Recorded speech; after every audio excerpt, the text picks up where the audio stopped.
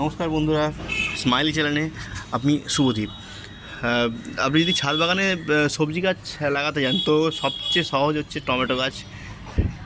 এর কোনো বিশেষ কোনো মেনটেনেন্স নেই। হ্যাঁ, টমেটো ভর্তি হয়ে যাবে, টমেটো গোছায় গোছায় টমেটো থাকবে। গাছ বাঁধতে হয়েছে, মানে আমার এমন হয়েছে, বৃষ্টি হয়েছে, গাছ আলগা হয়েছে ডালপালাগুলো, আবার টমেটোগুলো বড় হচ্ছে। গাছ নিয়ে ভেঙে গেছিলো, মানে পড়ে গেছিলো ডালপালা দিয়ে, সেগুলোকে আবার বাঁধতে হয়েছে, মানে এত টমেটো হয়। এই দেখুন,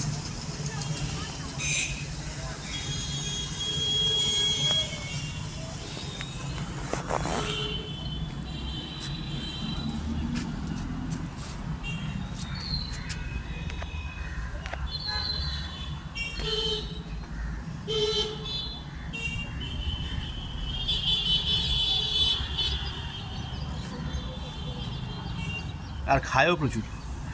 মাঝে মধ্যে ওই 10 দিন 15 দিনে মিশ্র সার দুমুড়ো করে দিয়ে দেবেন। আর যদি সেরকম মিক্স ফার্টিলাইজার কিছু থাকে রাসায়নিক, তো সেগুলোকেও আপনি উইকলি 2বার করে দিতে পারেন।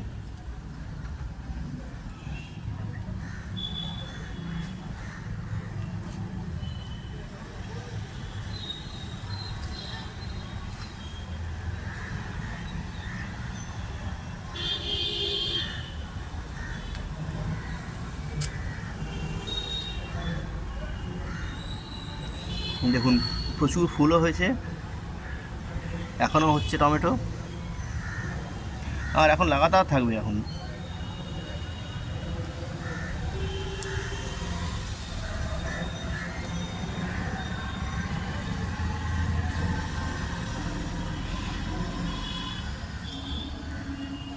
এই দেখুন, প্রচুর ফুল হয়েছে, আর টমেটো গোছায় গোছায় হয়েছে।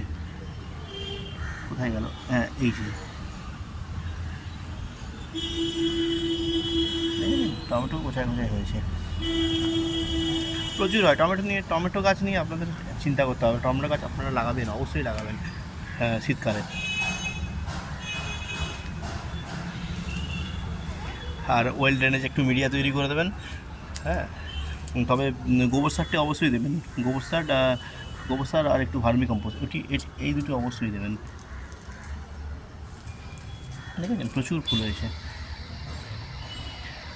আর তার সাথে আমি দেখাচ্ছি শসা গাছ। শসা গাছের বীজ দুটি ছিল, একটি বেঁচেছে। হ্যাঁ, এই যে গাছ হয়েছে শসা গাছ, দেখেছেন? হ্যাঁ, শসা খাওয়া হয়েছে, আবার হচ্ছে ছোটো ছোটো শসা। এই দেখুন, ছোটো ছোটো শসা হচ্ছে। এটির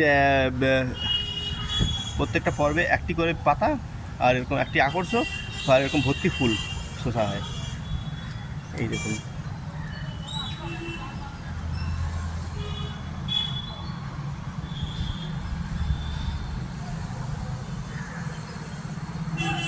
দেখতে পাচ্ছেন?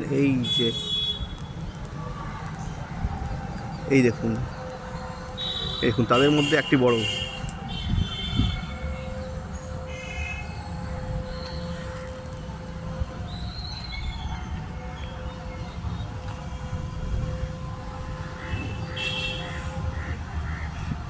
তবে হ্যাঁ, এটিকে ম্যাগনেসিয়াম সালফেট দেবেন। প্রত্যেকটা গাছকেই বলে রাখি, ম্যাগনেসিয়াম সালফেট দেবেন। তাহলে যে ওই কুকুরে যাওয়া যে ব্যাপারটা, এটিকে দেওয়া হয়নি অনেক দিন, ওয়েদারের জন্য বলুন, বা টাইম পাইনি বলুন, দেওয়া হয়নি এদেরকে। তো সেই জন্য গাছগুলো একটু কুকুরে গেছে। তো ম্যাগনেসিয়াম সালফেট দেবেন। টমেটো গাছের পাতাও দেবেন, ও পছন্দ করে।